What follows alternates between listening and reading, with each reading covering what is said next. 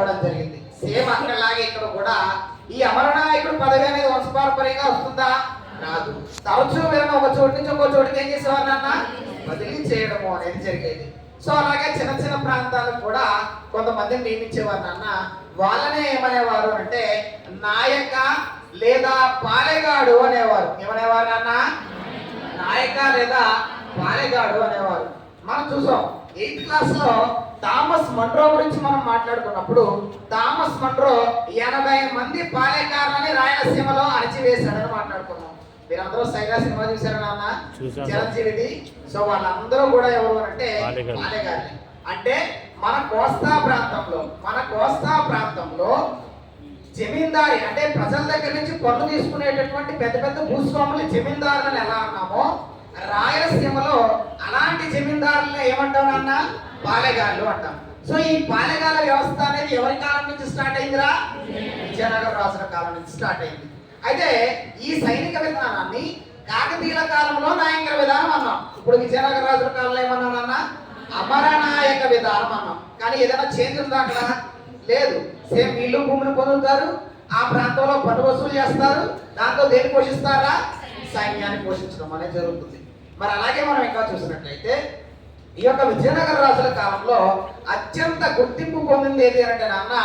సైన్యం. ఎదురా మరి విజయనగర రాజులు సైన్యం మీద చాలా శ్రద్ధ వహించడం అనేది జరిగింది. ఎందుకు అనంటే వీళ్ళతో పాటు ఏర్పడినటువంటి ఒక ముస్లిం రాజ్యం ఏది అనంటే బామని రాజ్యం.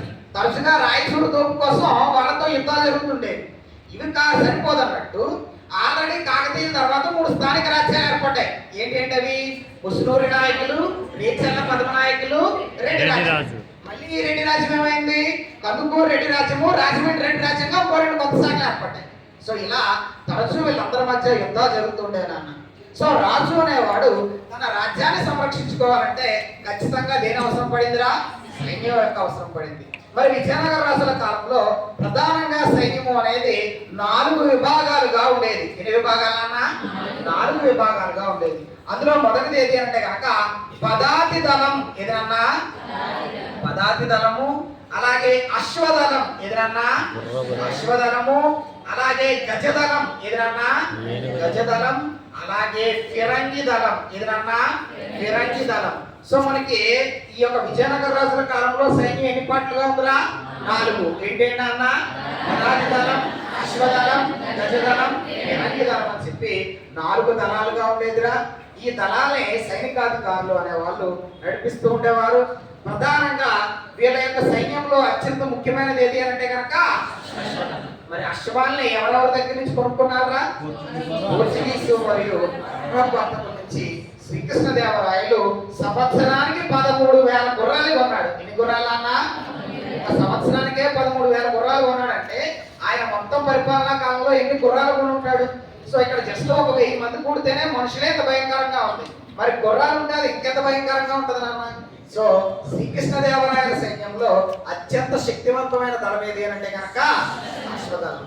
ఇక ఆ తర్వాత నాన్న వీళ్ళు సైన్యంతో పాటు సైన్యంలో ఎక్కువగా యుద్ధాల సమయంలో వేటిని వినియోగించేవారు అంటే జంతువుల్ని వినియోగించేవారు. వేటి నాన్న? జంతువుల్ని వినియోగించేవారు. ఏ జంతువుని దేనికి వాడారు అని కూడా మన నెట్ లో క్వశ్చన్ అడిగాడు. సో వీళ్ళు ప్రధానంగా ఏ జంతువుల్ని వాడారు అంటే ఏనుగుల్ని వినియోగించడం జరిగింది. వేటి నాన్న? ఏనుగులు. ఏనుగులు నెమ్మదిగా కదులుతాయనే మాట కానీ ఏనుగులకి మదవెక్కితే చాలా విధ్వంసాన్ని సృష్టించడం జరుగుతుంది నాన్న. మనం అప్పుడప్పుడు పలానా జాతరలో గంట ఏనుగులు మదం ఎక్కి 8 మందిని చెప్పేసి చదువుకుంటాం. సో అలా ఏనుగులు అనేవి వీళ్ళు ఎక్కువగా వాడేవారు.